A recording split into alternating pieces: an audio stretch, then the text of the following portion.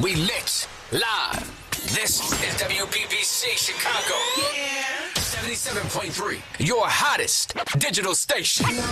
Now in digital HD sound. What's going out there in Radio Land? It's the one and only DJ Malone. How you guys doing? It's Chicago 77.3, the best place to be at on any day, really. I do appreciate everybody for tuning in with me and everything. People, I got a stocking stuffer for you today, man. Christmas is upon us, and I really want you guys to really get in tune with everything that he has going on, man. And I really like what he has for the book, and I really like a good illustration, man. I want to go ahead and bring the author. Matt, go introduce yourself real quick. Hey Fred, it's Matt Newnham here. I'm an author based in the UK, and 10 years ago I wrote a little book called Space Ranger Fred.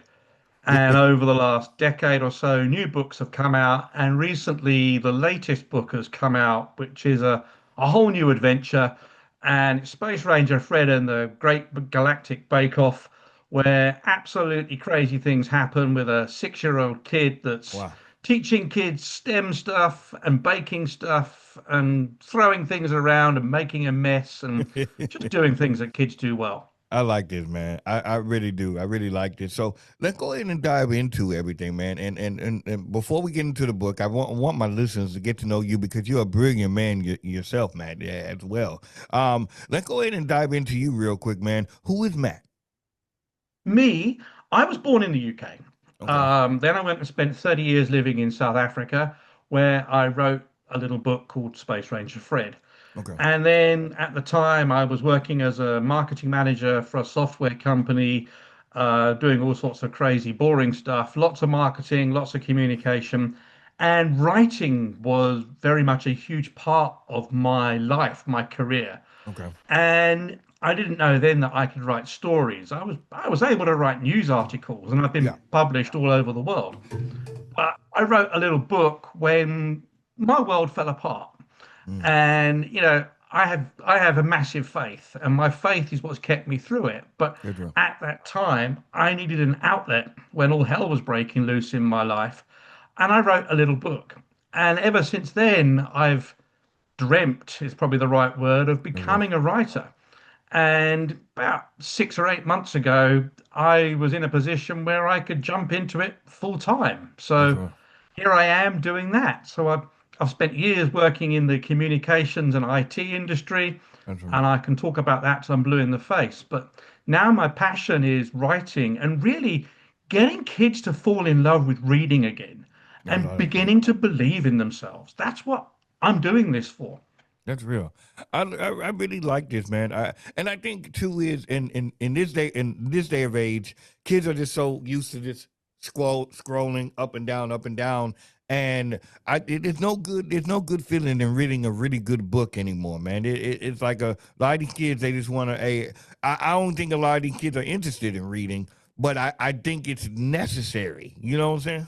If they can't read, they can't even use the damn device in their hand.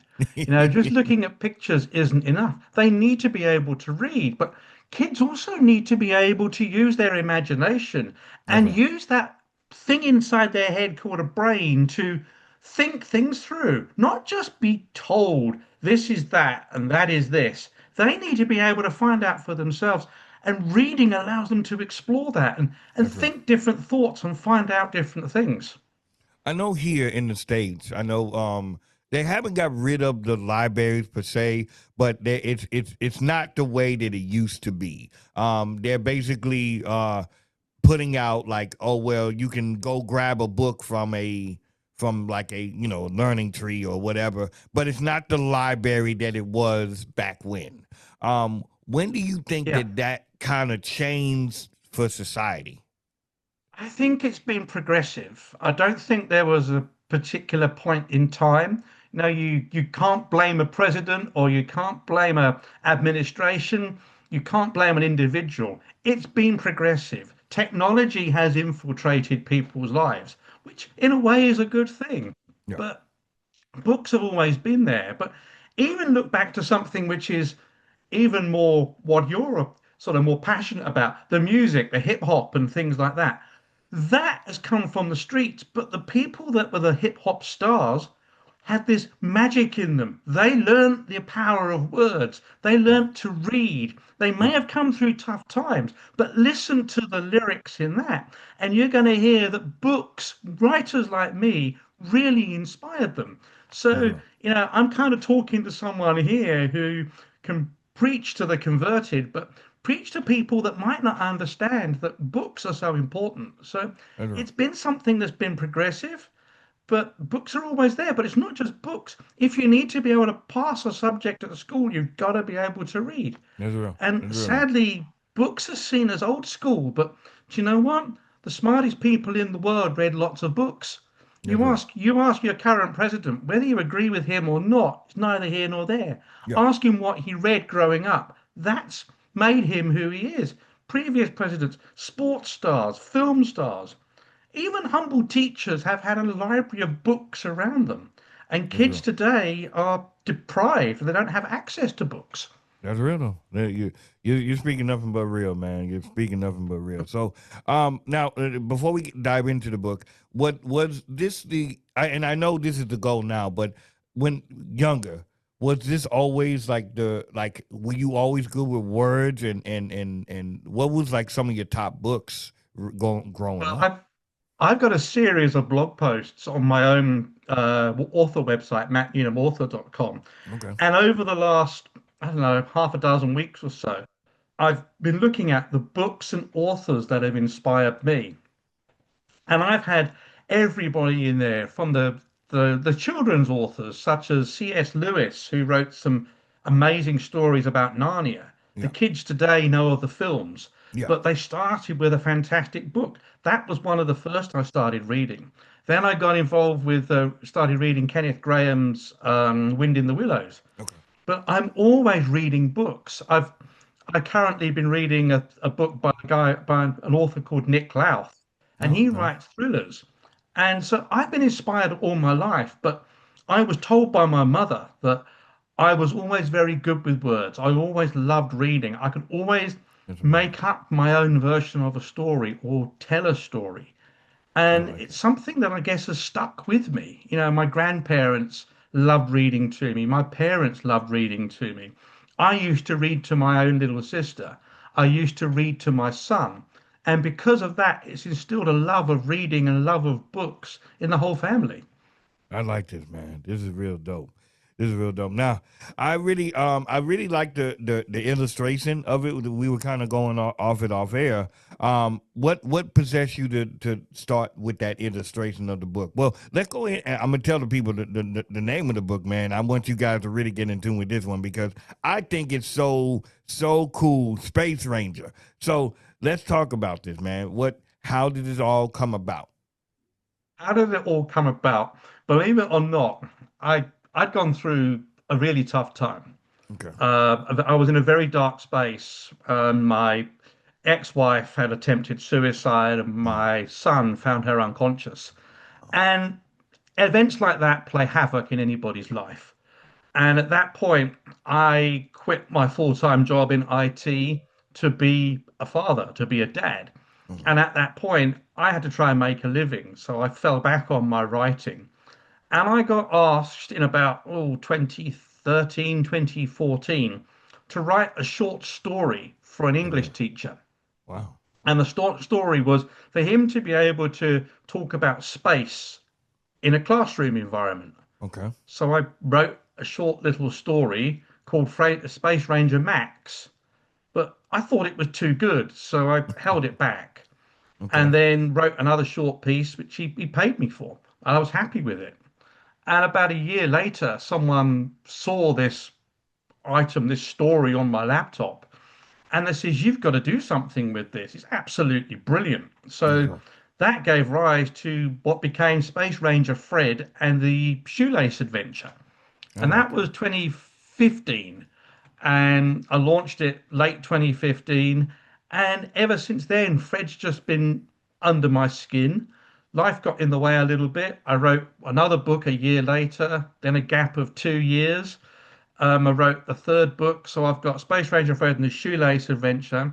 Okay. Space Ranger Fred and the Umbrella Rescue, which is actually a retelling of the Good Samaritan. So Okay. I've managed to slip my faith into the stories, which for me is a huge part of what I do. That's cool. Next one was Space Ranger Fred and the TikTok Tale, all about helping kids tell the time, learn to tell the time. Well, Then there was another gap, and Space Ranger Fred and the Great Galactic Bake Off came out of nowhere. I don't know where it came from. And the books have just been part of me. And now we're talking about a video game. We're looking at a literacy project with them in Africa. We're looking at an educational platform that's to get into amazing. schools to help encourage kids to read. There's all sorts of pieces. And we're going to put a video game in there. That's Now, what's the up, video man. game is huge today. We were talking just now about how the kids scroll, scroll, scroll. Yeah. But if you can link a video game back to a book, and that book has QR codes within it to Yeah. scan through to take you to the next level in the book. They have to read the book to succeed in the game. Then you That's a get the beautiful kids more thing. involved. So there's a lot more that we're doing with this at the moment. It's not just books. I like this, bro. I like this. So, in and I'm going into the story of Fred's galactic I Bake guess Off. yeah. How did this all? And I say when I say all come about, it's like it's a very unique type of world. If you could describe as Fred, how would you describe his world? His world is completely crazy. It's got everything in it that you and I would take for granted. But he's at home. Got a single parent. He's got a dog that might be a dog. It might be make believe. It might be a cushion. You never really find out. But Yeah. he's got this wild imagination. But he's got this ability to, he's always bright at school. He's learning things. And the things that 6 to 10 year olds will learn at school is what Fred enjoys. That's right. And those lessons come out in the book. The first one was tying shoelaces. Then Yeah. there's being kind. Then there's um, I don't know, there's telling the time and things like that. But his world is really hidden away in his imagination. That's And right. Fred is this little superhero that's got a crazy hero from his comic book. He sits and reads a comic book, and his comic book comes to life. The That's right. rocket ship lands in his back garden.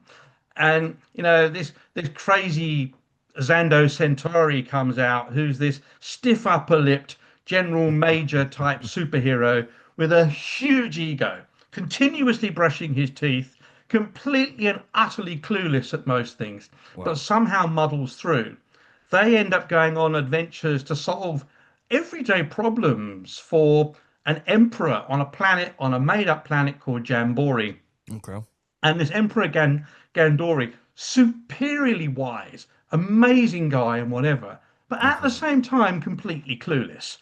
And Fred's own ability to solve every day-to-day problems, like tying his shoelaces, understanding that honey is sweet and go into a cake, Okay. knowing how to tie his shoelaces, how to stop rain falling with an umbrella, little things like that that kids really learn about at a young age. That becomes his superpower in every single story.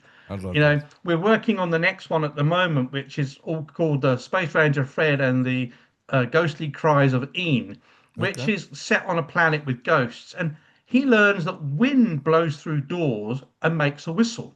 That's what's up. He understands the air pressure makes things change, but we put that into a very simple way. And he goes up to space, has his adventure, turns around and comes back. But in between all of that, there's crazy gadgets. There's a lot of kids' humor. Yeah. But also I've got to remember that very often it's parents or older siblings or grandparents that are reading these books to and with their child. So the book is written in such a way that it really feels like you're part of Fred's world. Yeah. But at the same time, I've added little bits of adult humor in there, little things that adults are just going to roll their I like eyes that. at and laugh at. And, to get them involved, make them enjoy the book as well. I like this, man. I think too is that it's wonderful that you include the family. It could be a family affair, and I like this. Fred's events are jam packed with science and fun and everything. Let me ask you this: as far as balance, how do you balance between storytelling and then learning? How? I wish I knew, but I do. Um, the trick is to understand what lessons got to be taught. So I'm lucky enough to know a few teachers in my life.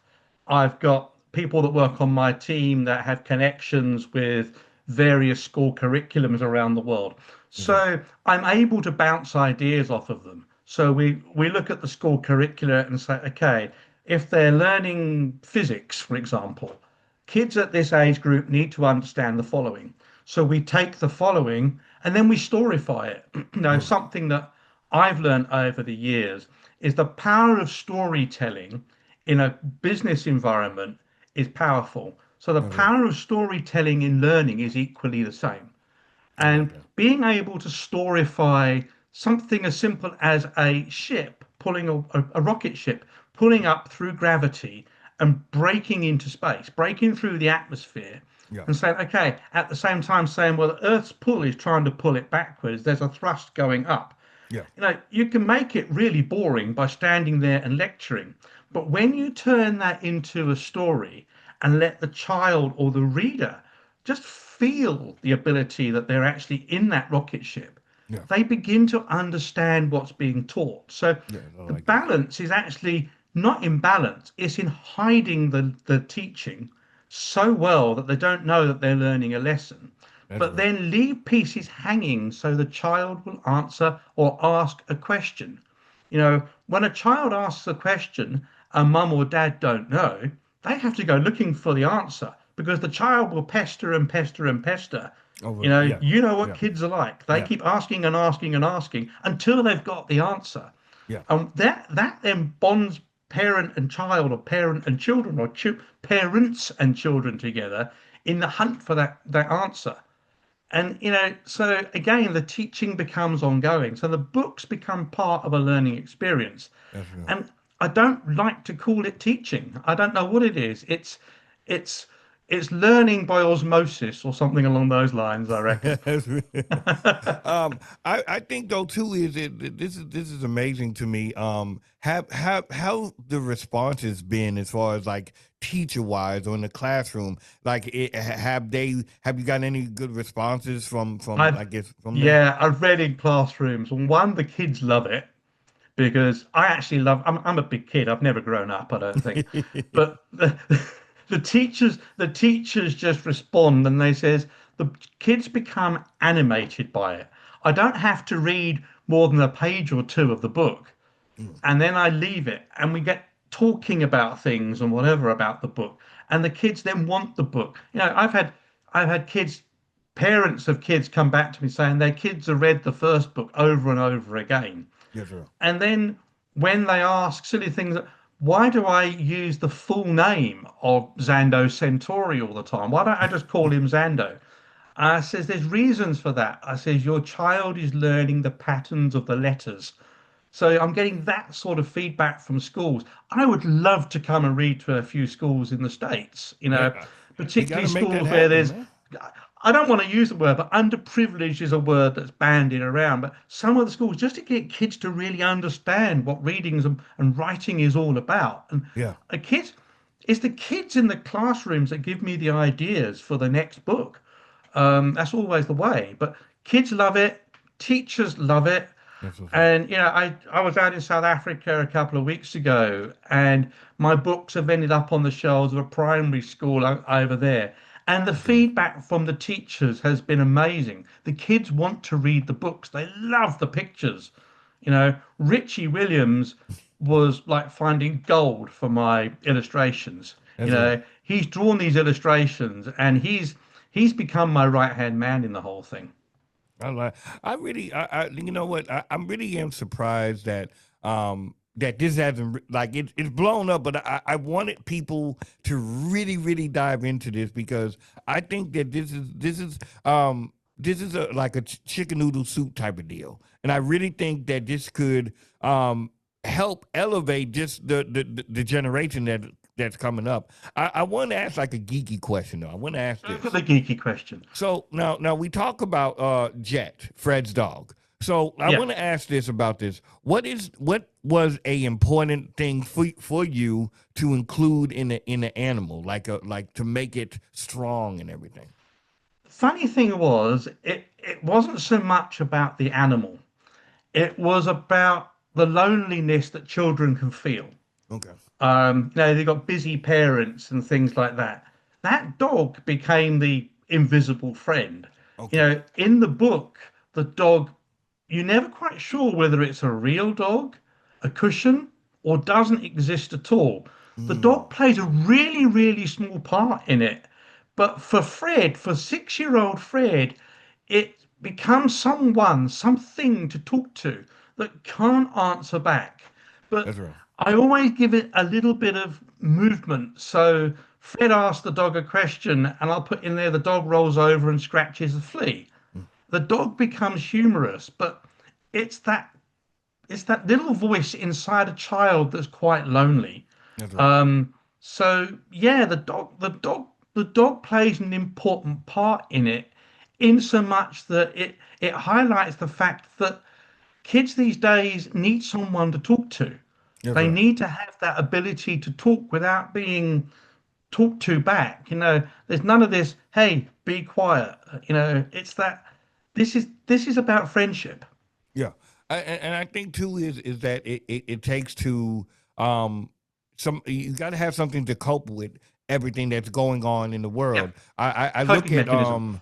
I look at things like Caillou. It was an animated series, Mm, and how he would interact with the animals, and mm, maybe only him can only interact with it, yeah. but it helped him cope within this world and understanding. And if he needed somebody to lean on, he could lean on that. That's exactly what it is. It could be anything. It could be a cat or a dog or a lion or a tiger or anything, but only Fred can see it. And it's with if you take the dog away, a lot of the story is lost. Yeah, It's a that's very right. strange thing. That part of the realism is lost, Wow. even though the dog might not be real. And I'm I, never going to tell anybody whether it is or it isn't because I myself don't know. but I think that's the beauty part about it. And that's where imagination comes in. That's where 100%. that's where the because you have to have wonder. And I know that seems cliche or whatever, but there has to be wonder, especially for a child, because you I wondered if the cow ever jumped over the moon. I'm just giving a synopsis.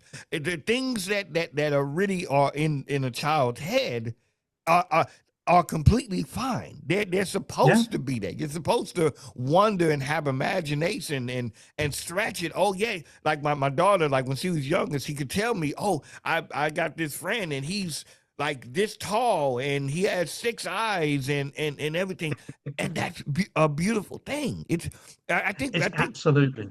I think a lot of people like confuse like imagination or wonder as, oh well, that's wrong, or you have to be grounded, but they're kids. You get what I'm saying? And so it's like that's what comes from the beauty part. Well, you go back to the technology that we've got today. That technology wouldn't exist if children many years ago didn't have the imagination and the ability to dream That's right. and say, I want to make something. 50 years ago, who ever thought we'd be having a conversation like this? Yeah. You know, thousands of miles across an ocean in different time zones in full HD color. Yeah.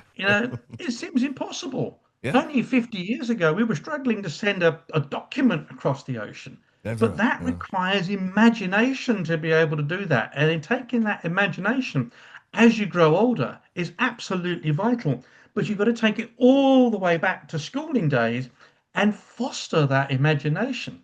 That's Without right. imagination, we haven't got a future, That's you real. know? And That's that's real. what I love about it. As I said, I go into the schools and I I read the books.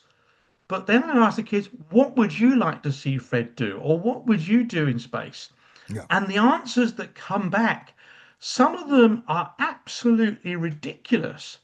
But I know full well in 20, 30 years' time, that could well be a reality. That's And real. their imaginations just flow. But then you've got the other side of it where there are certain things that are facts That's right. that they have to know that fire is hot, for example. Exactly. Um, those sorts of things, there's no left, right, up, down around it. There's nothing more about fire being hot than fire is hot.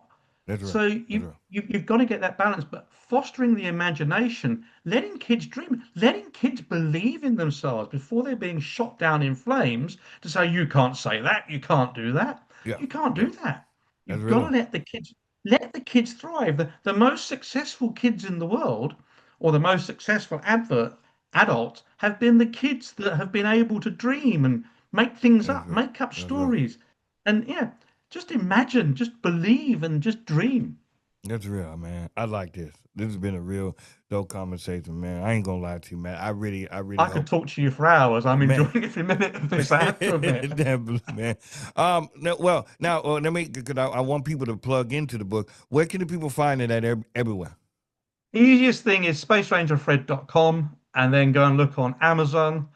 I will get a link mailed through to you from my PR team so that you can stick it up on your website, and Man, I'll do a special deal for Chicago 773 listeners. man, that gonna be I can amazing. definitely do that for you. That's not a problem. And And then I if schools want me to come and read, they must just shout, and somehow we'll make a plan for me to jump on a plane to come over to Chicago, and you and I can take Fred into a classroom somewhere, and you'll see man, the kids come to life. That is that'd be something to amazing. plan. That'd be amazing. I would like a book, Fred meets Fred. That would be Hey, I was thinking about that before this interview. But it. I actually want to get Fred singing some sort of hip hop song or something like that. That'd be cool. That'd be Do cool, something man. that is very cool for you. Hey, man. DJ Fred meets Fred. We've got to have that. I think Man, it's we got something that to. I can definitely work on. Definitely, man. I think that would be absolutely cool. And we could put a poster behind you which Richie's Yeah, drawn man. Like of I you could and be with the Fred. dog and everything. That'd be cool. I think we can do that. Yep, That'd we be can cool, man. definitely do that. Last question. That's a plan for me to do. We got to make that happen, man. We got We're to gonna make make that it happen, happen. man. Now we're talking. Now we're Um, talking. Matt, let me ask you this: how can supporters, man, how can listeners and supporters support the work and bring Space Ranger Fred into homes, into schools? What's the We've goal? got it on social media, and they can go to spacerangerfred.com, the website. They can contact us there. If they subscribe, they're going to get their free comic books as well. We've got comic Okay. books coming out once Wow. a month. I think they are. I think Richie said. I'd like to say once a week, but we're not that quick. But go onto the website, engage with us, follow us on social media. Will do. I'm very, very open. I've got a great PR team, That's both what's up. here in the UK and around the world, and I'm very accessible.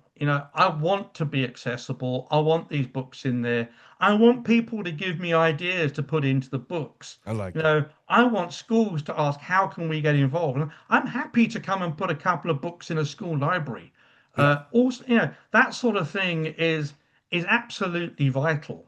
I like it. Just to have a copy of a book somewhere in a school library. That's very often where kids get books in the first place. Is where they first sneak off to. When they're having a low moment, they go into the school library and find a book. They'll see a cover. I like the color of this and start reading it.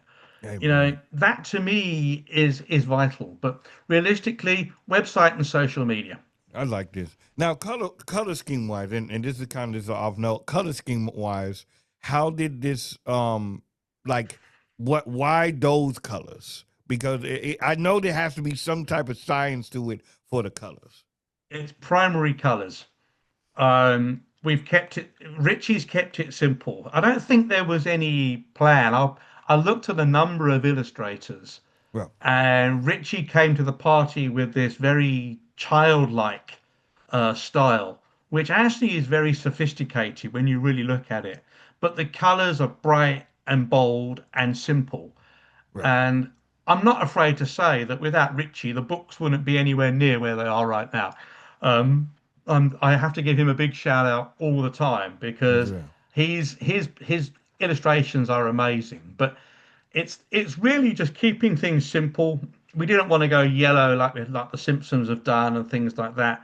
We've created our own style, and it's that own style that has got animators looking at us and saying, "Look, we want to do something with this." Now we just got to raise the money to do it.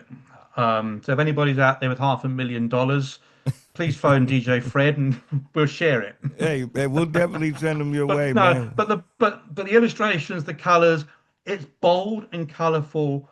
It's safe for kids. That's the big thing about it. It's safe. That's real, and it's relatable because when I look at it, I can. These are the same colors that I grew up with. And like, you know, whenever I saw the book cover, I'm like, okay, I really like this. You know what I'm saying? So I'm definitely gonna give me a hard copy. I will get you a hard copy. I'm gonna sign one and send it over to you later on this evening. That would be amazing. It'll be winging its way to you. Oh man, I would love that. Space Ranger Fred, man, make sure you guys go on Amazon and also go to spacerangerfred.com, correct? Correct. And make sure you guys go grab it, man. It's a good stocking stuffer and a good conversational piece. If you're trying to get something in with your kids and everything, I think this would be a good starting point. And then let's go throughout the whole series. Let's get it going. So let's go crazy. Yeah. Definitely, man. Matt, it's been a pleasure talking to you, man. I really do appreciate it. Fred, it's been an absolute pleasure. And we'll have that hip hop song later next year. Man, we got to, man. We got to. Hey, it's the one and only DJ Fred Malone, man. Chicago 77.3. We out. Wow. We lit live. This is WPBC Chicago. Yeah. 77.3. Your hottest digital station. Now in digital HD sound.